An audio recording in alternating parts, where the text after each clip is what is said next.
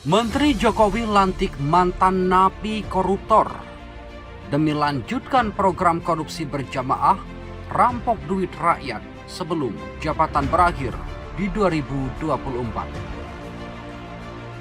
Pernah ditahan karena kasus suap, Tasdi malah diangkat menjadi staf khusus Mensos Tri Risma hari ini.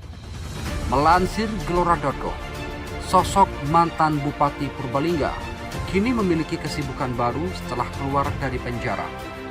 Mantan narapidana korupsi itu telah diangkat menjadi staf khusus Mensos Tri Risma hari ini pada 6 Maret 2023. Dilihat dari akun YouTube undercover.id, sosok Tasdi disebut telah bebas sejak September 2022 lalu.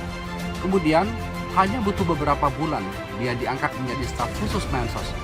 Alhamdulillah, saya dipercaya jadi staf khusus Mensos Risma. Mohon doa restunya, kata Tasdi kepada wartawan. Dirinya mengungkapkan saat ini akan ditugaskan untuk membantu Mensos Risma dalam penanganan masalah sosial. Di antaranya yakni membantu Mensos Risma di bidang pemberdayaan warga miskin di seluruh Indonesia. Jadi sekarang saya lebih banyak di Jakarta untuk membantu Mensos, terkadang keliling Indonesia, ucap mantan ketua DPC PDIP Purbalingga itu. Tasdi menjelaskan, dalam waktu dekat ini dia sudah punya sejumlah agenda, di antaranya bertugas ke Aceh dan Kepulauan Natuna untuk menangani persoalan sosial di masyarakat. Diketahui Bupati Purbalingga nonaktif Tasdi dijatuhi pidana 7 tahun penjara dalam kasus suap dan gratifikasi selama ia menjabat sebagai bupati. Tasdi secara aktif meminta suap dan gratifikasi dengan total suap yang diterima 115 juta rupiah.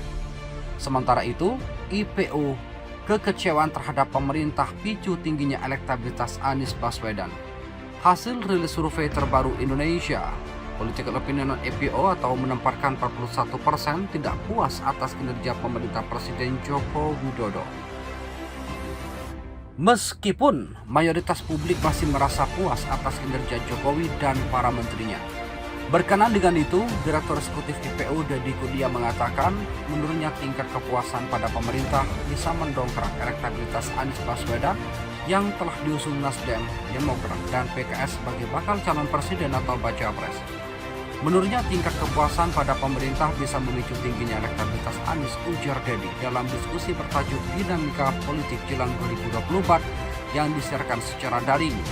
Pengamat politik jebolan UIN Syarif Hidayatullah Jakarta itu menjelaskan, elektabilitas Anies berpotensi terdongkrak lantaran ia mulai gencar lakukan safari politik ke sejumlah daerah setelah tidak lagi menjabat Gubernur DKI Jakarta.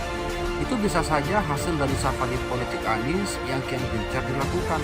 Terlebih adanya penolakan yang sering diberitakan, karakter pemilih kita cenderung mudah bersimpati, kata Deddy. Tak hanya itu, Deddy juga menyebut para pengusung seperti Nasdem, Demokrat, dan PKS pun kecipratan secara elektoral dari Anies Baswedan. Utamanya Nasdem dan Demokrat yang alami peningkatan juga. Bisa saja Anies mendapat tambahan suara dari kader partai mitra koalisi, demikian Deddy. Survei IPO dilakukan secara tatap muka melibatkan 1.200 responden. Survei ini memiliki margin of error 2,5% dengan tingkat akurasi data 95%. Setting pengambilan sampel menggunakan teknik multistage random sampling atau MRS atau pengambilan sampel bertingkat. Mohon kepada pihak terkait, pihak berwajib, dan pihak yang bersangkutan untuk mengklarifikasi kebenaran berita ini. Kami hanya melansir dan memberitakan, Andalah yang memutuskan.